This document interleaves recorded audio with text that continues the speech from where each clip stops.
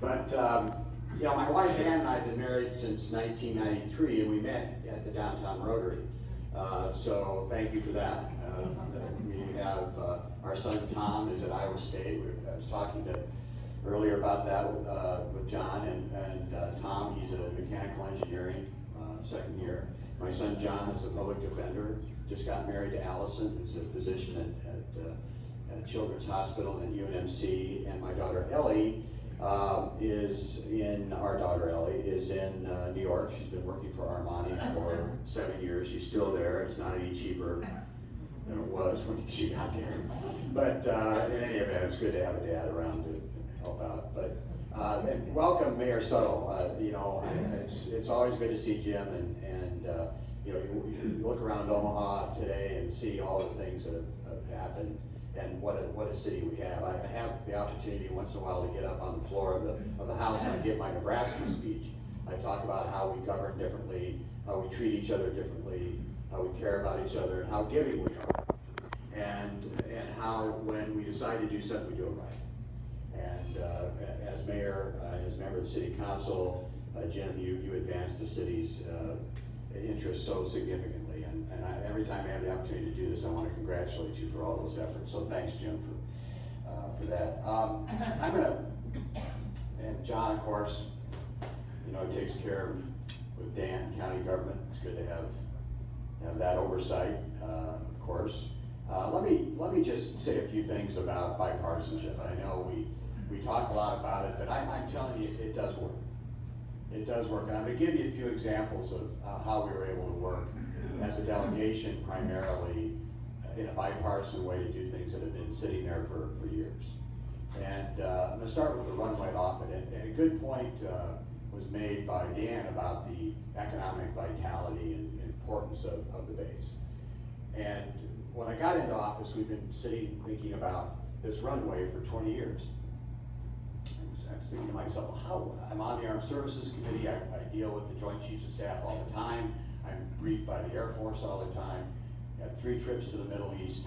Visited the 55th in Mildenhall in England. These people are phenomenal, and all we want is a runway, so that the planes will land on a smooth surface. And 50% of it is a mess. And you can go walk around and you can see it's lingered and lingered. So why is it that it's taken this long?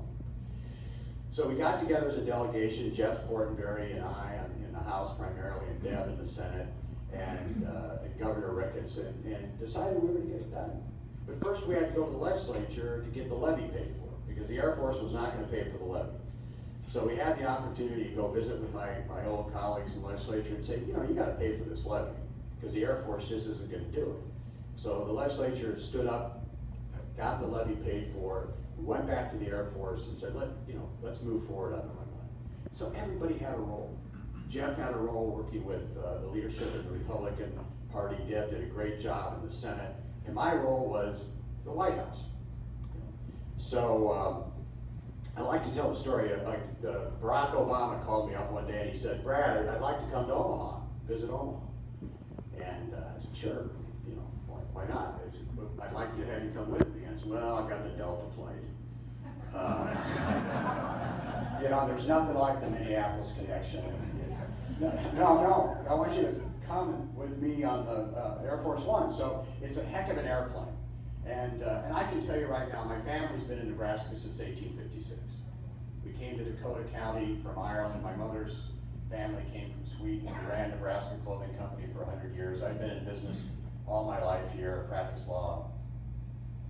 I can think of nothing, and my parents and grandparents were so much involved in the community for so many generations. And I thought to myself, what an honor. I can't think of an honor greater than to have the President of the United States and bring him to Omaha, to my city. And it was quite something. So we boarded the plane, and we were at Andrews Air Force Base, and I'm waiting around for the President to go, where are you? The thing about the Air Force One is it takes off when the President comes, obviously. So I walk into the Andrews Air Force Base, and there's King Abdullah of Jordan. I had met King Abdullah in Jordan a few months before in Amman. And he's an amazing guy. And he has 1.2 million refugees from Syria to deal with, and I really enjoy them, and I've had some time to spend them. So I walk in, and this doesn't happen to a 66-year-old very often, you know. And I walk into, Your Majesty, yes, Congressman. Well, so we had this conversation, and it was quite something for a kid from Omaha to have time with King Abdullah of Jordan. And we get on the airplane, we fly to Omaha. About halfway through the flight, the president came back to my little area, and he sat down. We started talking about basketball. We talked about Omaha, and I talked about my grandfather, Otto Swanson. And Otto started the National Conference of Christians and Jews in the 1930s to fight discrimination in Omaha.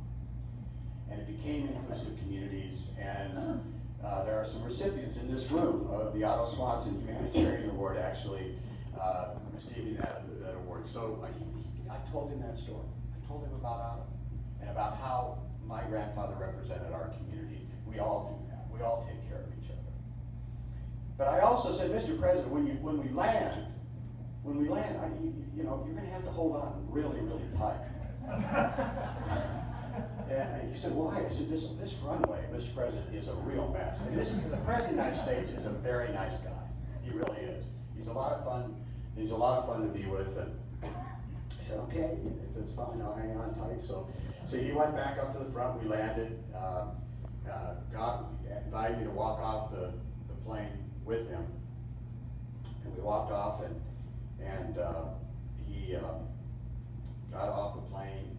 I said, before he got off, I said, you're going to go to this arena, and not everybody there is going to agree with everything you want to do. What?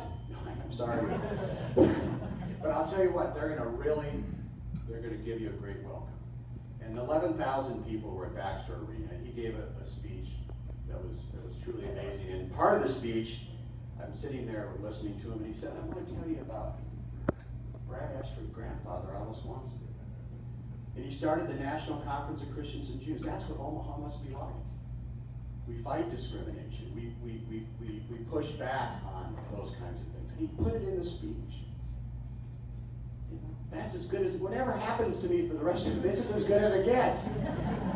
So I get back, about 5-6 days later, get a call from the Air Force. Well, we're going to do the runway. So I thought, no, I don't want to take credit for that, because actually it was sort of serendipitous. But anyway, we're glad the runway is getting done. Thanks to Jeff Fortenberry and Deb Fisher, we worked as a team, got it done. The next example, I think, is the Veterans Hospital. You know, that thing's been sitting out there in need of repair for heaven knows how long. And I had an opportunity. This is how great Omaha is. This is how incredible Omaha is. So about a week into my term, I think partially my job, I've been in the clothing business, part of my job is to sell Omaha, you know, sell Nebraska. There are only 5 of us, so, and we have a lot of time on our hands because we should be doing a lot more than we are. So I have time on my hands. So I went to a little meeting with Bob McDonald, who is the Secretary of the Veterans Administration. He had just got appointed by the President, confirmed by the Senate, to be the VA Secretary. And he's an interesting guy because he had been chairman of Procter & Gamble, and Warren Buffett was at that time a major shareholder of Procter & Gamble. So he said, Bob, we got to do something with this hospital. It's been on this list goes up and down the list like an elevator. And I said, you know, we could do something different. I'll bet you, Bob, we could find donors to leverage with the federal money, and we'll build a medical center. I had no idea. I just knew that we would do it, because we always do that in Omaha. He said, well, that sounds interesting. So came back to Omaha, sat down with Walter Scott and said, why don't we build a Veterans Medical Center? And we got $56 million in the budget already appropriated. We could leverage the money and build. He says, we need to do that. I'm in. So we introduced the bill, bipartisan bill, half Republicans, half Democrats. Deb Fisher introduced the bill in the Senate. And what the bill does, believe it or not, and this is how we can change the government. Believe it or not, the Veterans Administration did not have the authority to enter into a public-private partnership to build a medical center. They were $800 million over budget at the Denver VA hospital, but they couldn't enter into they couldn't enter into a public-private partnership to do that. So we introduced the bill. A few weeks before I came back in September, the House Veterans Affairs Committee passed unanimously the bill out of committee. It'll be voted on in November.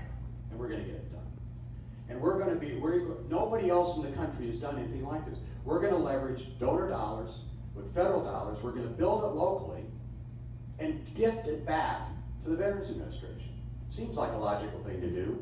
And we're going to do it right here in Omaha. And Bob McDonald comes back here and talks to people and says, only in Omaha could they come up with that. Only in Omaha could that happen. So those are two examples, I think, of very positive examples about how you can work in Congress. I don't want to go over my time. I want to talk about the Harrises, though, for a second. I just met the Harrises. And they're from Washington State.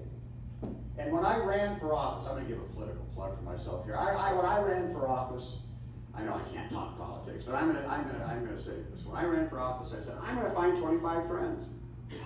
And I think I found more than that. I think I found lots more than that, Democrats and Republicans. The best part of Congress is my friends. Just like this club. The best part of this club is our friends and the relationships. It is no different.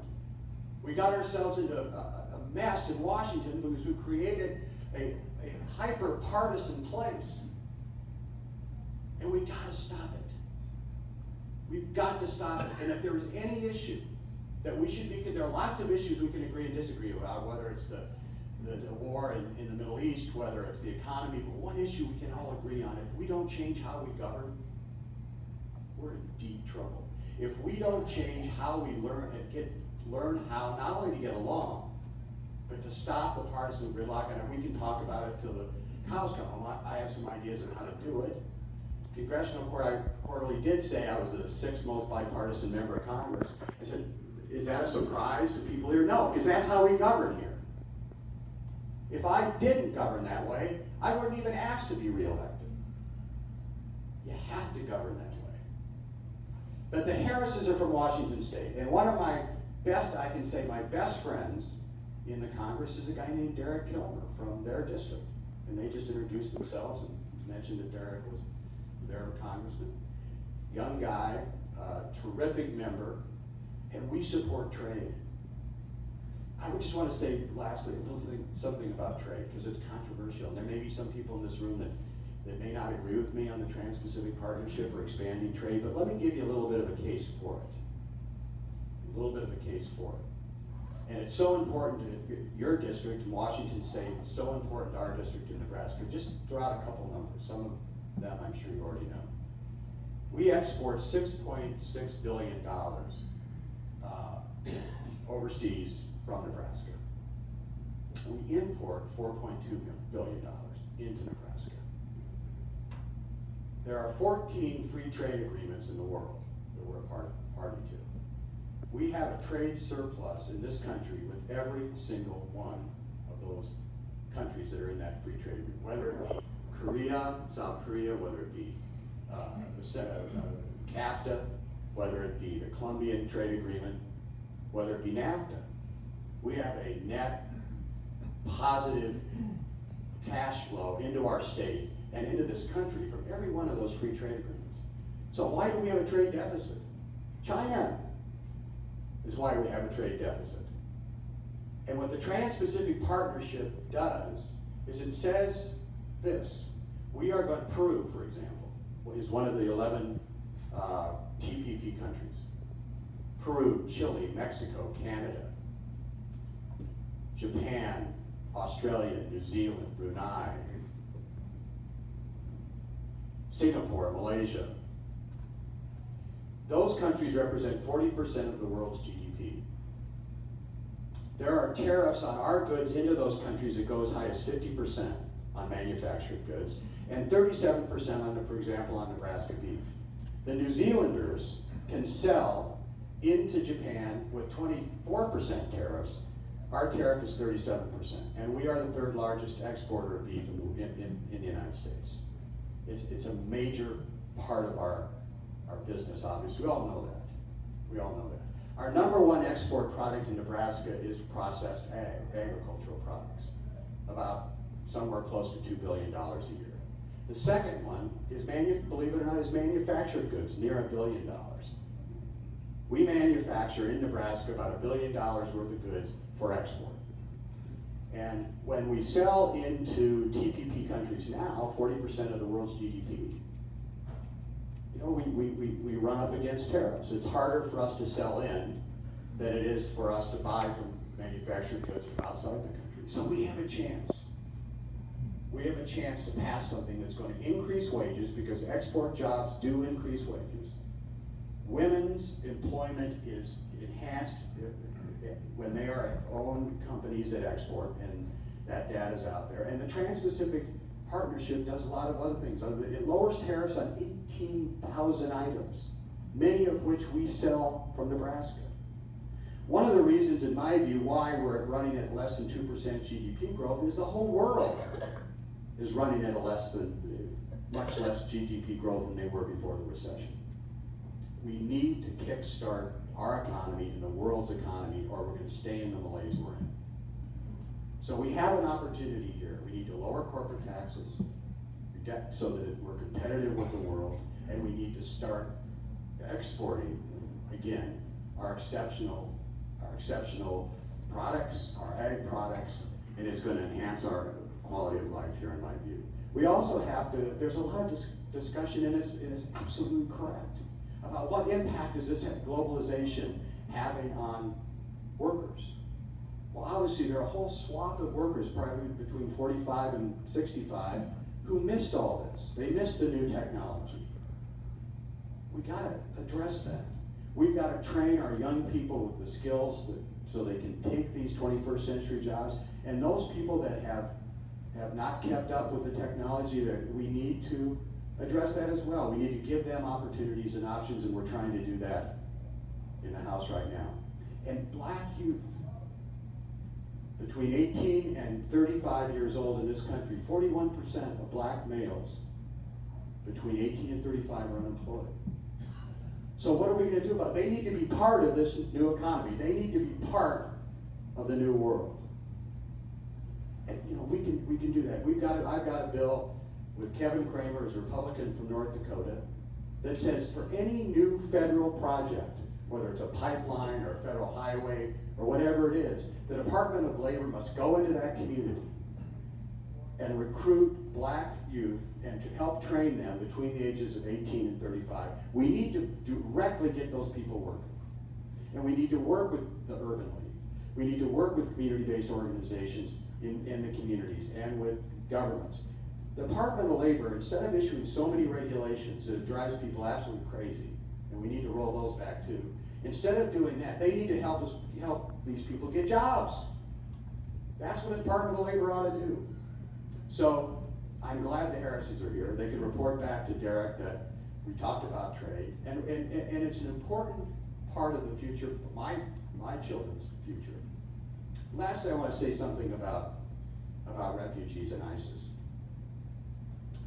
You know, Charlie Dent is a congressman from Pennsylvania. He's a moderate Republican. He came to me about a year ago and he said, after San Bernardino, and he said, you know, there's a hue and cry about stopping Muslims from coming into this country. Presidential candidate running on it, they're saying, you know, that's not our value system, that's not who we are. But we got to be cautious, we got to be careful, we got to make sure that people coming into this country are vetted, especially from Syria and Iraq. But we've got to do it in a way that does not discriminate against somebody because of their particular religion. So we introduced a bill. We introduced a bill on refugees, and the Congress voted in a very bipartisan way to tighten up the visa waiver program, so that people coming in have dual citizenship that come in on a visa, that they are vetted. They can't just come in on a visa. We're taking a hard look at K-1 visas, which are visas that are given to a fiance of an American citizen, for example, so that their social media is checked, so that we make sure that people that come in here are vetted. And on the refugees, there are 60 million refugees in the world right now. In Syria, there are 6 million displaced people in Syria, within the country. There are 250,000 or more now, deaths of Syrian citizens. There are 4 million refugees plus from Syria. We have 6,000 Syrian refugees here, 1.2 million in Jordan, over 1 million in Germany, and many more in Turkey. So what we've done, and what the government has done, because we don't want to close our borders based on religion or ethnicity, we've added to the vetting so that when someone does apply, and it's an 18 to 24 month vetting process, as it is, and there's not one incident that we know of any refugee committing a terrorist act in this country. So what happens? They go through the 18 to 24 month period, they come over here, they go through Lutheran Family Services here in Omaha, for example, or Catholic Social Services. The background checks continue for a year, and then a year after they've been here, there's a final background check and a final certification. So we are dealing with those issues. It isn't as if we are not dealing with them. We are dealing with them, and we're dealing with them in a bipartisan manner. So when Charlie Dent, who's a 20-year Republican member, came to me and said, Brad, would you be the Democrat member on this bill? Because we don't want to lose our values, but we need to protect our country, keep it safe. So my message, I guess, and I'd be happy to take questions if there's time, is that we can do things together. And there are lots of other issues to talk about. But I think in the end, the issue that we all have to think about is we have to elect people who are willing to work with each other. We've got to do it. We've got to do it. We got to go back to the days when I worked for Roman Oruska, and when John Y. McAllister was in the... There are still stories about John Y. McAllister now. They're good stories. About John Y. was always there to... It didn't matter what party anybody was. I mean, the greatest story in Omaha politics in my lifetime, in my view, and Steve remembers this very, very well, as does his brother John. When John Y. ran for the Senate and he lost, his party was at the same place that John Kavanaugh's event was. John Kavanaugh won. He got elected into Congress. What did John Y. McAllister do? He walked right over to John Kavanaugh's victory party, got up on the stage, and congratulated John Kavanaugh. That's how we are here. That's the kind of people we are. And we have to take that back to Washington every single day. Thank you very much.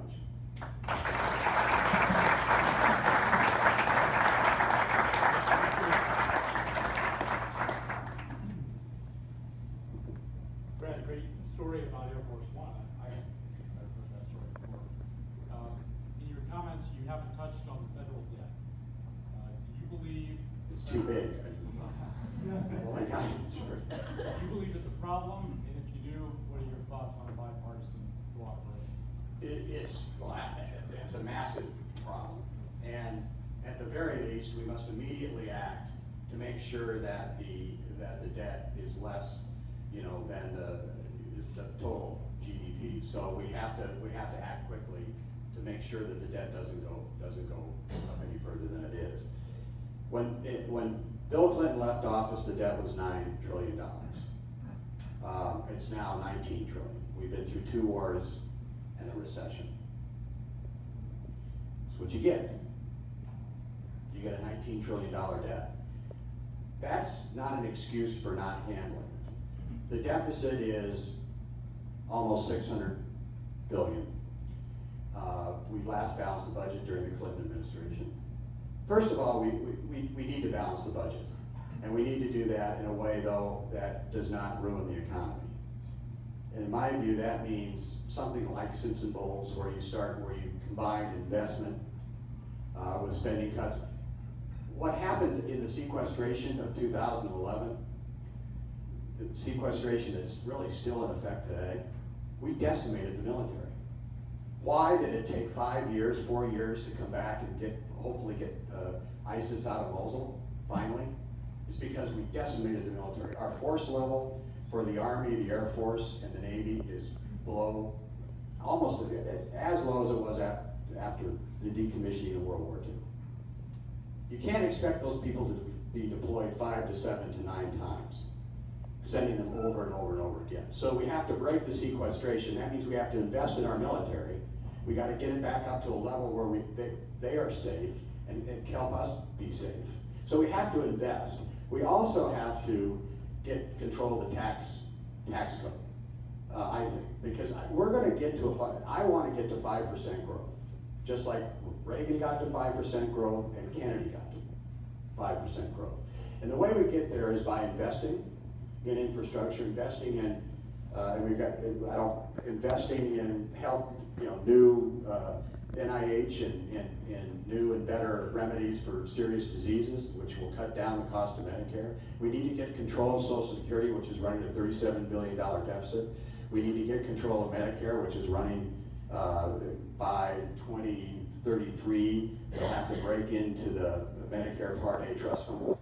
So those are the problems. The solution is, in my view, 2 things: simplify the tax code, reduce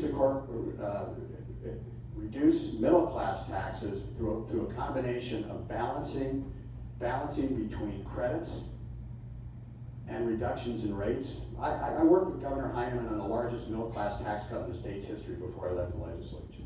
And I think we have to do that same sort of thing. It's a combination of investment, it's reducing tax rates, and applying credits like child care credits to address societal need.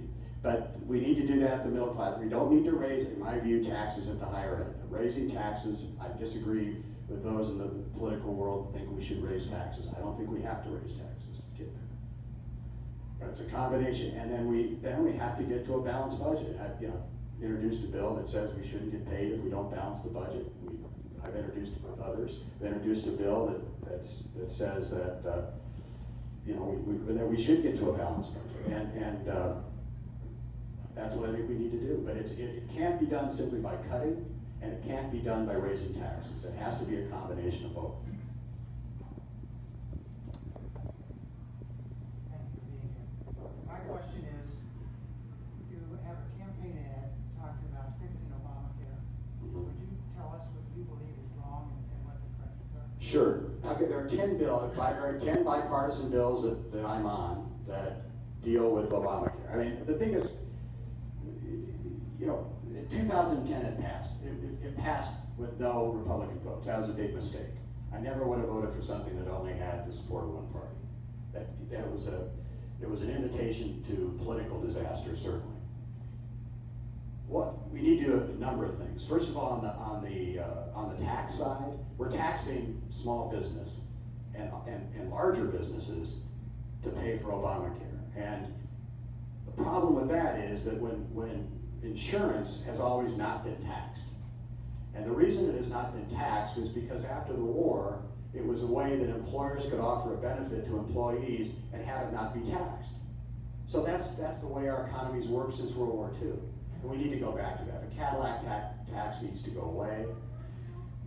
Which in some cases is an increase on top of already increased premiums. It's an increase of another 40% on premiums. So we need to repeal that tax. We need to repeal the mandates on small businesses, because they already employ they already insure 85% of the workers in this country already get insurance through their employers.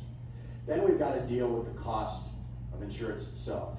And I think we have to have give more flexibility to insurance companies to offer products like Blue Cross and Blue Shield, in talking to Steve Martin and talking about things he needs in order to fix it so he can get back into the business. They're not rocket science. But you can't simply, what's happened, and I got there, I said, why are we continually trying to repeal Obamacare with nobody offering a plan? It's nuts. That would never fly in the Nebraska legislature. Okay, we're going to repeal that. No, we're going to repeal it if we have a plan. Reduce taxes on small business, give insurance companies more flexibility on how they rate their products. And then on the healthcare side, the delivery side, give physicians the ability, we clamp down on physicians and their ability to work together and combine to provide health care. We clamp down on that. We need also to, it seems to be the regulations in the healthcare field generally are so significant and came so quickly that physicians and hospitals and healthcare providers just can't do it. It's too Not that they won't, but it came too quickly and it's too expensive. So it's a combination of all those things. It could be done in a week. We could make Obamacare work, the ACA work. And I think there's no bad way to do it. There's no bad plan in my view. I've signed on to every bill I could find that dealt with it. But we've got to work together to do it. It can't be a gotcha vote. If you vote to repeal Obamacare, you're for to repeal Obamacare, or vote against repealing Obamacare, you're a socialist liberal.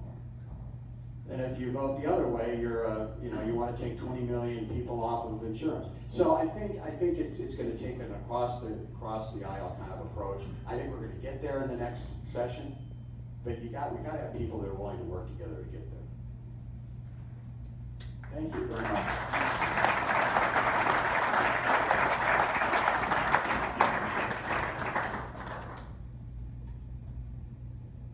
Brad, in recognition of your speaking with us today, we are going to make a contribution to our Polio Plus effort.